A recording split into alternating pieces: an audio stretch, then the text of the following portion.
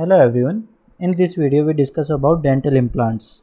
Dental implants is a very important topic in exam point of view and many questions asked from this topic in recent years. Okay, so start from definition. The substance that placed into the jaw to support a crown, a fixed or a removal prosthesis. क्या मतलब हुआ? यानी कि कोई आप ये मान लीजिए आपका एवेलर बोन है, यहाँ पे टूथ है, यहाँ पे टूथ और यहाँ पे मिसिंग है, इडेंचुलस एरिया है, तो आप क्या कीजिएगा, यहाँ ड्रिल करके इम्प्लांट डालेंगे, एक सब्सटेंस डालेंगे जो ऊपर क्राउन या फिर एफपीडी या आरपीडी किसी को भी प्रोस्थेसिस को रिटेन करे। ओके, सो किसका बना हुआ होता है? मटेरियल, वेरी इंपॉर्टेंट क्वेश्चन यहाँ से एक बनता है कि टाइटेनियम, मेटेलिक और नॉन मेटेलिक। मेटेलिक के अंदर titanium alloy, non metallic ceramic, carbon, composite और बहुत सारे हैं। ओके, सो मेटेलिक के अंदर टाइटेनियम काफ़ी इंपॉर्टेंट और यही मैक्सिमम यूज़ होता है। तो ऐसा क्यों है? Why titanium is use mostly? Because एक तो ये स्ट्रॉन्ग होता है, दूसरा लाइट वेट होता है इसका। ओके, नॉन टॉक्सिक होता है, inherent ability to osteo integrate. अब डेंटल इम्प्लांट या किसी भी इम्प्लांट के लिए सबसे ज़रूरी जो चीज़ है वो है ऑस्टियो इंटीग्रेशन। अगर वो ही नहीं है तो कोई मतलब वाली बात रह नहीं जाएगी। सो ऑस्टियो इंटीग्रेशन इसके अंदर इनहेरेंट एबिलिटी होती है। क्यों होता है ये? क्योंकि टाइटेनियम जब भी एनवायरनमेंट के साथ कांटेक्ट में आएगा तो टाइटेनियम ऑक्साइड की लेयर बनाएगा और जो टाइटेनियम ऑक्साइड लेयर है वो ऑस्टियो इंटीग्रेशन में हेल्प करेगी। ओके, और यही रीज़न है कि टाइटेनियम ऑक्साइड लेयर बनने की वजह से ही हम कोई भी इम्प्लांट अगर फेल हो गया, ओके, तो हम उसको रीयूज़ नहीं करते। क्यों नहीं करते? क्योंकि एक बार टाइटेनियम ऑक्साइड ऑटोक्लेव, मान लीजिए आप कह रहे हैं कि हम ऑटोक्लेव किया और हमने उसको रीयूज़ कर लिया, तो ऐसा नहीं होगा। क्योंकि एक बार अगर आपने ऑटोक्लेव किया तो टाइटेनियम ऑक्साइड की लेयर जो है वो नहीं रहेगी और दोबारा वो बनेगी भी नहीं। सो ऑस्टियो इंटीग्रेशन में बेनिफिट वो नहीं मिलेगा। एंड द फोर्थ पॉइंट और most important point is non ferromagnetic. Okay, non ferromagnetic question आता है एग्जाम में कि एक आपके पास एक पेशेंट आया और उसके पास वो टाइटेनियम इम्प्लांट है उसके मुंह में, तो क्या आप एमआरआई करवा सकते हो? सो आंसर होगा yes, because it's a non ferromagnetic and can be safely examine by MRI. ये इसका काफ़ी बड़ा एडवांटेज इन दिनों में, नाउडेज बहुत ही इंपॉर्टेंट पॉइंट है ये, तो यहाँ से क्वेश्चन पूछा जा सकता है। ओके, टाइटेनियम अलॉय जो हम मोस्टली यूज़ करते हुए टाइटेनियम, एल्यूमिनियम एंड वेनेडियम का मिक्स होता है। इसका रीज़न है ये excellent corrosion resistance and fracture resistance. So ये क्वेश्चन पुराने ज़माने का क्वेश्चन है कि which alloy is most common use? Titanium 6Al4V। Okay, उसके बाद में टाइटेन जो इम्प्लांट सरफेस है, it can be threaded, okay, it can be rough, it can be smooth, okay, and it can be modified by plasma spray and sand blasting. Plasma spray और sand blasting करने से क्या होगा? Surface energy increase हो जाएगी जिससे osteo integration ज़्यादा होगा। ओके, ऑस्टियो इंटीग्रेशन क्या है, ये बार बार टर्मिनोलॉजी आ रही है तो इसको हम आगे देखेंगे डिटेल में। Types of implant, 3 type are mainly there: endosteal, subperiosteal and transosteal. Endosteal मतलब नाम से ही ये अपने आप में अपनी सारा चीज़ें बता रहा है। एंडो मीन्स इन बिटवीन, बीच में होगा, ना ऊपर होगा ना थ्रू एंड थ्रू होगा। So most common type of implant extend into basal bone, penetrate only 1 cortical plate. Okay, like ये आपकी बोन है, यहाँ आपको इम्प्लांट लगाना है तो ये यहीं तक होगा, ऐसे नहीं होगा या फिर ऐसे नहीं होगा। Okay, and it can be further divided into 3 part: root form, blade form और रेमस फॉर्म फ्रेम। ओके, देखिए इस एक डायग्राम में आप समझ सकते हैं एंडोऑस्टियल इम्प्लांट को। ये आपका जो है रूट फॉर्म लाइक नॉर्मल जो सिंपल हम मोस्टली यूज़ करते हैं, ये जो है वो ब्लेड फॉर्म का एक दिखाया हुआ है। ओके, एंड रेमस फ्रेम भी होता है, पूरा रेमस की तरफ फ्रेम बना के और उस तरीके से। ओके, सेकंड है सब पेरियोस्टल और एपियोस्टियल, यानी कि ये सिर्फ ऊपर ऊपर होगा, ठीक है, लाइक दिस ओनली। पेरियोस्टियम के ऊपर ये होगा, अंदर नहीं होगा जो बोन के, resting on the bone, not penetrated. And third one is transosteal. Trans means through and through. Okay, so through and through penetrate the bone, involve both cortical plates. Diagram में देखिए इसको, लाइक दिस, आपने यहाँ एक implant किया, यहाँ एक implant किया, नीचे मेटल प्लेट से ज्वाइन कर दिया।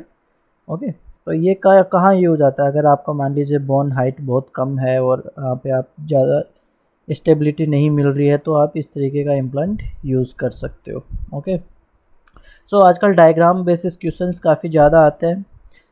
2020 के अंदर ऑलमोस्ट 50 क्वेश्चंस थे जो डायग्राम बेसिस थे। सो ये डायग्राम भी आपको अच्छे से देखने हैं, यहाँ से भी क्वेश्चंस आ सकते हैं। Which type of implant is this? Okay, now type of integration, two type of integration, one is osseointegration and second is fibro-osseous integration। जो अपने काम का है वो है osseointegration। fibro-osseous integration मतलब आपका इम्प्लांट फेल हो चुका है। ओके, यानी ये इसमें क्या होगा, डायरेक्ट बोन के साथ कनेक्ट नहीं होगा, बीच में सॉफ्ट टिश्यू आ जाएगा लाइक फाइबर्स और सेल्स। ओके, सो इसकी स्टेबिलिटी नहीं रहेगी, not useful, consider as a implant failure.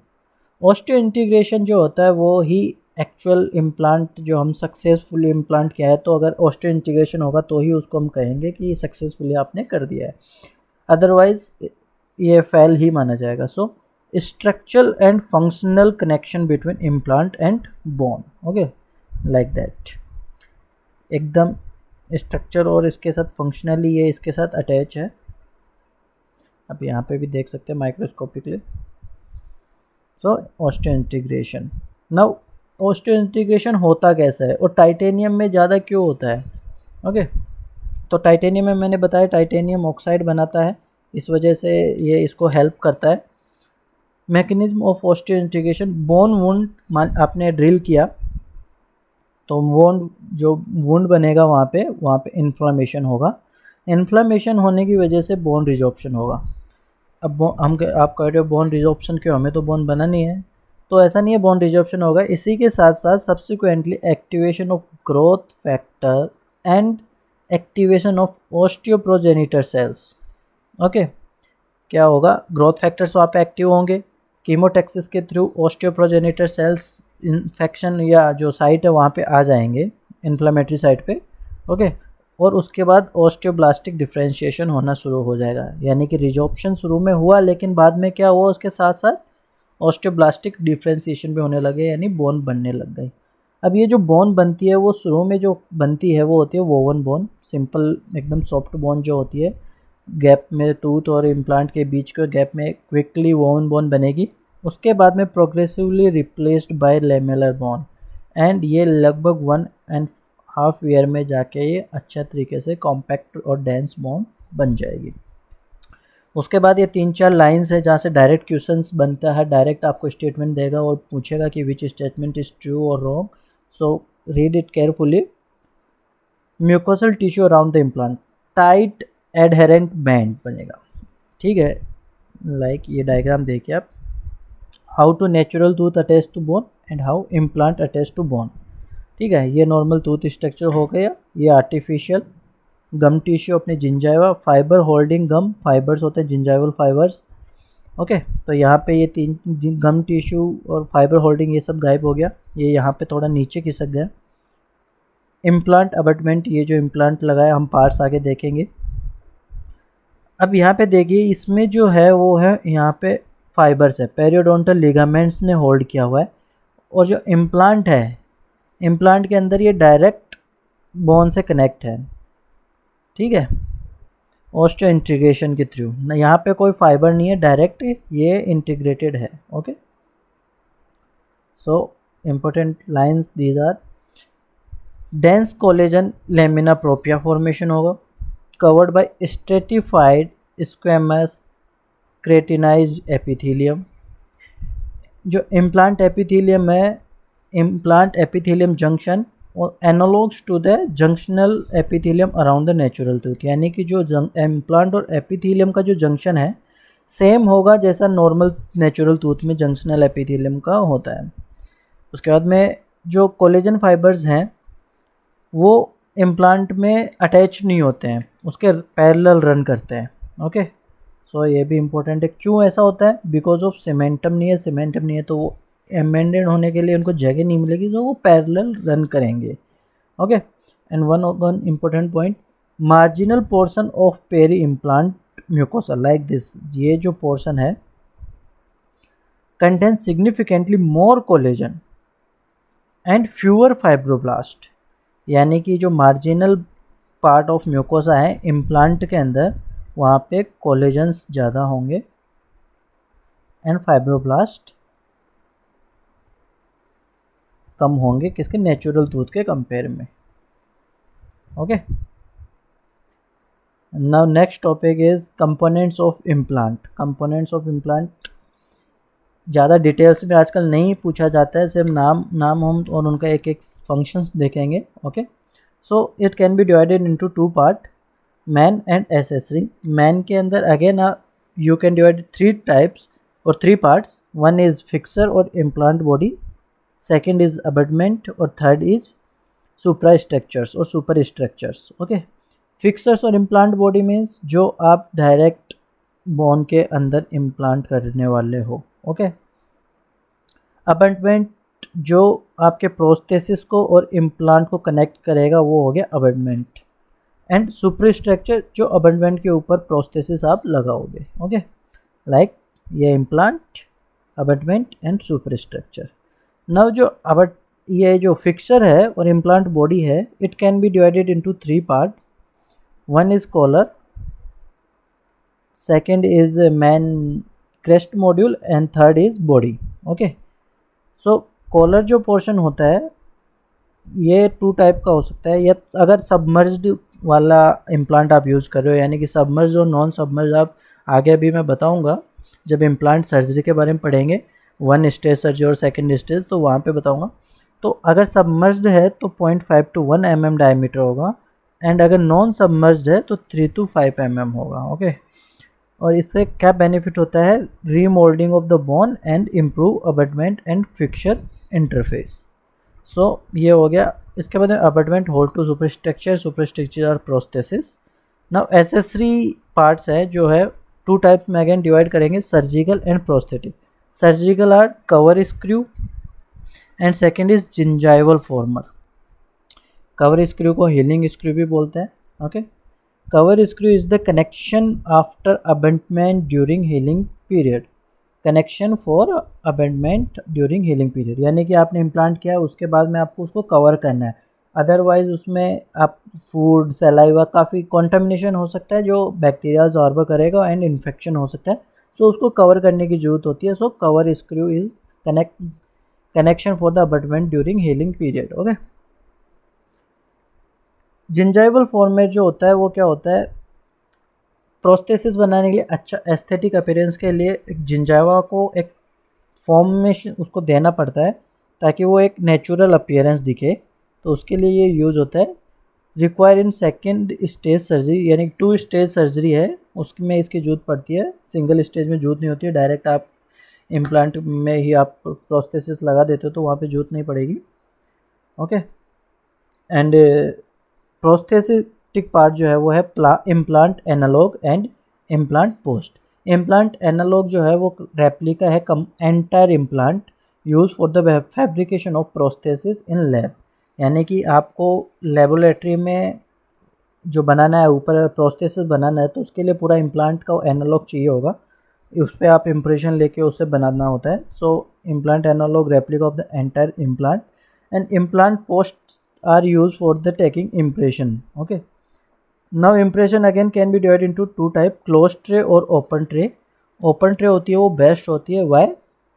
इस डायग्राम से इसको आप समझिए। Like close tray indirect procedure and open tray direct procedure. तो आपने क्या किया, यहाँ पे इम्प्लांट में पोस्ट लगाया, उसके बाद में आपने इम्प्रेशन लिया, ये क्लोज ट्रे है। तो इम्प्रेशन लेने के बाद में आपको ये दोबारा पिन्स को निकाल के इसमें इंसर्ट करनी होगी मैन्युअली। एंड ओपन ट्रे के अंदर ये थोड़ा बड़ा होता है एंड डायरेक्ट ये ट्रे के बाहर आ जाएगा पहले ही। सो आप जब भी इसको रिमूव करोगे इम्प्रेशन को तो ये उसके साथ ही आ जाएगा, ठीक है। और उसके ऊपर फिर आप दोबारा इस एनालॉग को अटैच कर सकते हो, ये इसी के अंदर इंसर्ट हो जाएंगे इम्प्रेशन में। ओके, सो एक बार डायग्राम देख लीजिए सारे पार्ट्स का। ये है कवर स्क्रू, ये जिंजाइवल फॉर्मर, ओके, ये इम्प्रेशन पोस्ट है, ये आप ओपन के लिए यूज़ कर सकते हो, ठीक है। Now implant surgery. Implant surgery can be divided into two part, 1 stage surgery, 2 stage surgery. बहुत सिंपल है, इसमें काफ़ी लोग कन्फ्यूज़न होते हैं। ये सर्जरी की स्टेज है ना कि इम्प्लांट। ये नहीं कहना चाह रहा है कि आपने इम्प्लांट ही एक स्टेज में पूरा कर दिया, ये कह रहा है कि एक बार सर्जरी करनी पड़ेगी या 2 बार सर्जरी करनी पड़ेगी। ओके, सो 2 स्टेज के अंदर क्या होगा, जैसे ही आप पहले इम्प्लांट किया उसके ऊपर कवर स्क्रू आपने लगा दिए ताकि अंदर बैक्टीरिया ना जाए, सलाइवा फूड वगैरह ना जाए, और अगेन आपने फ्लैप लगा दिया। उसके बाद में आप क्या करोगे, 2 स्टेज में जब ये हो जाएगा, इसका हीलिंग पीरियड कंप्लीट हो जाएगा, उसके बाद में उसको खोल के आपने हीलिंग अबेटमेंट या जिंजाइवल फॉर्मर आपने लगा दिया, और उसके बाद में आप फाइनल रेस्टोरेशन कर दोगे। 1 स्टेज होगा तो उसमें हम कवर स्क्रू नहीं लगाएंगे, डायरेक्ट पहले ही हम हमारे इम्प्लांट को कोरोनल पोर्शन को जिंजाइवा के बाहर रखेंगे ताकि हमें दोबारा सर्जरी नहीं करनी पड़े। यहाँ हमें दोबारा सर्जरी करके इस स्क्रू को ओपन करना पड़ा और उसके बाद में हमने ये इंसर्ट किया। हम यहाँ पे डायरेक्ट बाहर ही रखेंगे और खोल के, और हम डायरेक्ट फाइनल रेस्टोरेशन कर देंगे। सो ये डिफरेंस है 1 stage surgery and 2 stage surgery. उसके बाद में 4 टर्मिनोलॉजीज और आती है, immediate implant, delayed implant, immediate loading and delayed loading. So immediate implant meaning tooth extraction करने के बाद आपने डायरेक्ट इम्प्लांट इंसर्ट कर दिया। डिलेड इम्प्लांट मतलब आपने टूथ के सॉकेट को हील होने का टाइम दिया, उसके बाद में इम्प्लांट किया। इमीडिएट लोडिंग मीन्स प्रोस्थेसिस को लोड करना। ओके, सो आपने इम्प्लांट किया और विद इन 48 आवर्स आपने उसके ऊपर लोडिंग कर दी। ओके, एंड डिलेड मीन्स आप हीलिंग पीरियड का वेट करेंगे, 6 to 3 मंथ या 6 मंथ जो भी आप टाइमिंग है उसके अकॉर्डिंग होगा। ओके, उसके बाद में एक इम्पोर्टेंट जो डिजीज़ होती है, 2 पॉइंट पूछते हैं, what is peri mucositis and what is peri implantitis. Mucositis is simple gingivitis of implanted tooth and implantitis मतलब सिंपल पेरियोडोंटाइटिस। ओके, यानी कि ओनली सॉफ्ट टिश्यू इन्फ्लामेशन होगा तो पेरी म्यूकोसाइटिस, एंड अगर बोन लॉस भी हो रहा है तो पेरी इम्प्लांटाइटिस। ओके, इसके अलावा जो इम्पोर्टेंट चीज़ एक और है, ड्रिल करने के लिए टेम्परेचर कितना होना चाहिए। आप जब भी ये इम्प्लांट इंसर्ट करने के लिए ड्रिल करोगे तो टेम्परेचर हमेशा 47 डिग्री से कम होना चाहिए। क्यों होना चाहिए, क्योंकि जो बोन का जो थ्रेशोल्ड टेम्परेचर है वो 47 डिग्री होता है, और अगर इससे ऊपर आप टेम्परेचर बढ़ा दोगे तो एक एंजाइम होता है एल्केलाइन फॉस्फेट। एल्केलाइन फॉस्फेट जो होगा वो डीनेचर हो जाएगा। ओके, और एल्केलाइन फॉस्फेट एंजाइम जो होता है वो बोन फॉर्मेशन में काम में आता है। सो हमेशा ड्रिल करने के लिए 47 डिग्री से कम टेम्परेचर होना चाहिए और इलीगेंट ढाल ढाल के करना चाहिए। Okay, so in this video हम इतना ही देखेंगे, पूरा कवर कर लिया जितना भी इम्पोर्टेंट पॉइंट्स हैं। Thank you for watching my video, please do subscribe my channel and share. Thank you guys.